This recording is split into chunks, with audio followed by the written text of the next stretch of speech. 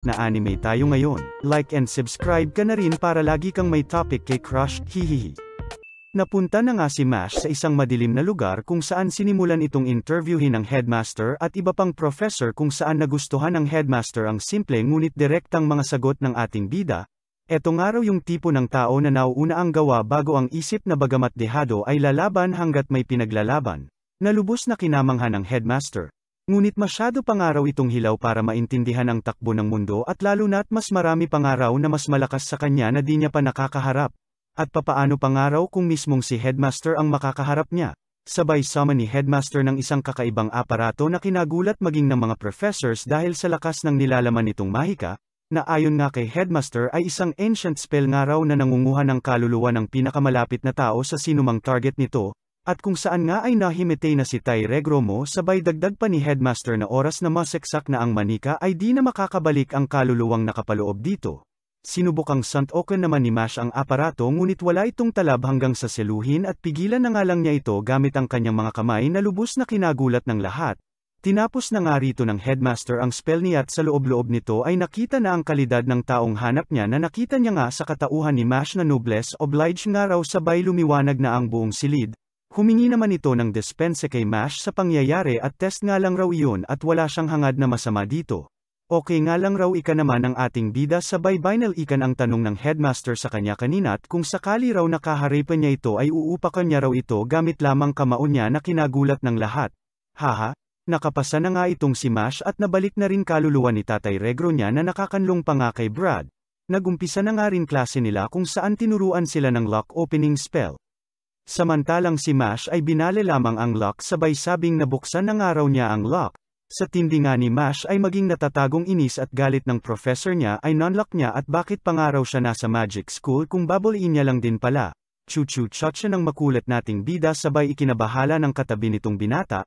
Sana nga raw ay hindi niya ito maging roommate hanggang sa matagpuan na nga nito ang kwarto niya na walang pinto at ayon, buhat na ni Mash, hahaha, nagpakilala na rin nga itong Finn Ames sabay nagpakilala rin itong bida natin with friends, eto nga raw si Kevin, eto naman raw si Mike, at marami pang ibang pinangalanan niyang muscles na lubos na kinababahala na talaga ni Finn, napatanong na nga rin itong si Mash sa kung ano raw ba yung Divine Visionary. Kailangan nga raw nilang makakolekta ng gold coins ika ni Finn na nakabase nga raw sa evaluations ng iyong test, coursework, extracurriculars, school life, at iba pa. Sa kabila pa ito ng mga grado nila bawat semester na dapat raw nila ma-maintain kung hindi ay expelled sila. Sabay poker face na lang ating bida, galingan na nga lang raw nila sabay bigay naman ni Mash ng paborito niyang tinapay sa bagong tagpong kaibigan. Pahingi na rin po ng pangmeryenda din ba? Kahit like and subscribe lang po sapat na, hahaha, salamat.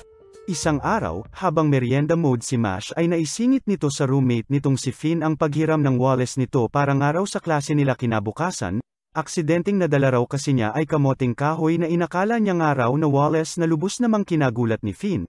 Napa-oo na nga lang si Finn at wala nang nagawa sa bida nating di na kailangang magmakaawat kaawa-awa, haha.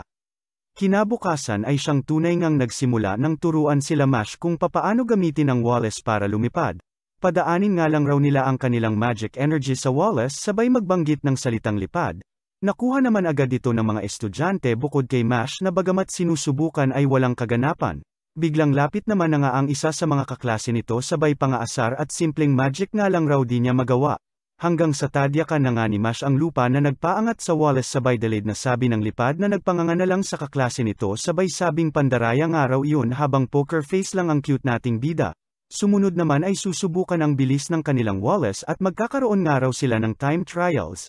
Sinamantala na nga ito ni Boy Yabang sabay yaya kay Mash ng karera at nakipagpustahan na malugod namang tinanggap ng ating bida. Tanga naman neto, since birth nagpapalipad na ko ng wallet. Papakainin kita ng alikabok ika ni Boy Yabang sa loob-loob nito.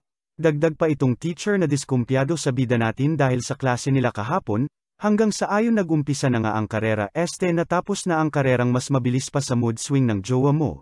Sa gulat nga nila ay magkapatid-patid na ugat ng teacher sa pagsigaw ng new world record nga raw, di naman ito nakalampas sa mata ni Finn at sinabing binato nga raw ni Mash ang wallet sabay pang malakasang tumalon sa kasumakay sa wallet na lubos nitong kinagulat. Takbo naman agad si Boy Yabang kay Mash na di matanggap ang pagkatalo nito sabay lumutang ang isang bagong karakter na itago na lamang natin sa pangalang Lloyd Cavill na ikinabahala ng lahat at may biktima na naman nga raw ito. Agad namang pumagit na ang professor nila kaya naman inimbitahan na lamang nito si Mash na makipagkita na nga lang raw sa kanila after school, habang si Boy Yabang naman ay tanging bogbog at pasa lamang ang nakamtan. Curious naman si Mash sa kung sino raw ba yung yellow ang buhok Westlife wannabe at bakit daw ba takot sila rito. Si Cavill nga raw ika naman ni Finn na anak nga raw ng isang high-rankang member ng Bureau of Magic, dagdag pa nga raw dito ang vice principal na malapit daw na kaibigan ng pamilya nito. Marami na nga raw siyang nasaksihan na na-expel at na-drop out dahil dito na mala F4 daw kung makabuli at i-wish mo na nga lang raw na ikaw si Sanchai. Natapos na nga ang klase at diretso bake na ang ating bida ng favorite tinapay niya sabay damdam at parang may nakakalimutan daw ata siya na kung saan nakalimutan niya nga itong sila Cavill na nagmungtangang naghintay sa wala sa bida nating parang bula, haha. Kinabukasan, pinagtaka ni Mash ang warek nitong librong wasak habang sa malayo ay nakatitig ang mga ito't ngising aso. Sabay solpat na rin itong si Cavill na tinatanong kung bakit daw ba no show si Mash at wala kahapon. Poker face na sorry lang natanggap nito't nagbe-bake raw siya kahapon. Kamot na lang si kuya mo sabay sabing balita ko gusto mo raw maging divine visionary pre. Kung gusto mo ilakad ka't malapit ako sa vice principal at marami ako koneksyon. Basta ba't sundin mo lamang ako at ako na bahala sa'yo ika nito na nagpa-oo naman sa bida nating na Encanto Este na engganyo. Ngiting tagumpay naman ito't sinimulan na agad-agad ang pag-utos sa bida natin. Sunod na araw, gusot na libro na naman ang bumungad kay Mash kaya naman lumapit na ito kay Finn na bagamat tumanggi ay go parent bida natin. Sabay nagpasalamat na rin dito si Mash dahil sa mga tulong nito sa kanya at napakabuting araw nito na kaibigan. Samantala, patuloy pa rin ang ganap nitong si Cavill sa bida natin na mukhang nag-enjoy na nga sa ginagawa niya. Sabay nahulog naman ang isang libro sa sahig na ikinagulat nito. Pinakita naman na nga na si Finn pala ang inuutusan nila Cavill para isabotahe ang ating bida. At bored na nga raw sila sa palibro-libro na ganap nila kaya ngayon ay sunugin na nga raw ni Finn sunod ang damit ni Mash para tuluyan na itong umalis sa akademya. Na bagamat takot ay mariing tinagihan na ni Finn at di niya na raw nga kayang gawin pa, na agad namang nagpagalit kay Cavill sabay bante ng galit sa bulinggit. Hanggang sa dumating na nga itong si Mash na saktong hinahanap naman si Finn at ibabalik nito libro nito. Ano raw ba nangyayar dito ika naman ni Mash sabay sabi naman ni Cavill na humihingi lang nga raw ng sorry itong si Finn. Lapit naman na nga itong si Mash kay Finn at tinanong kung okay lang ba ito't dinudugo ito. Dito napaiyak na nga itong si Finn sabay sorry at explain sa bida natin na siya ang may kagagawa ng pagkasira ng mga libro nito sa utos nga nitong Cavill na ito't natakot siya na suwayin nito.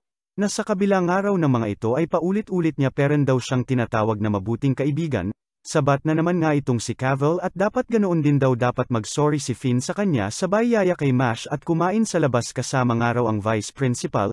Baka di na nga raw ito maulit kaya sumama na nga raw ito't iwanan na ang lampang binata. Tahimik na lumapit na nga rito si Mash sabay pak-smash ng pagmumukha nito't ni romance ang inosenteng sahig.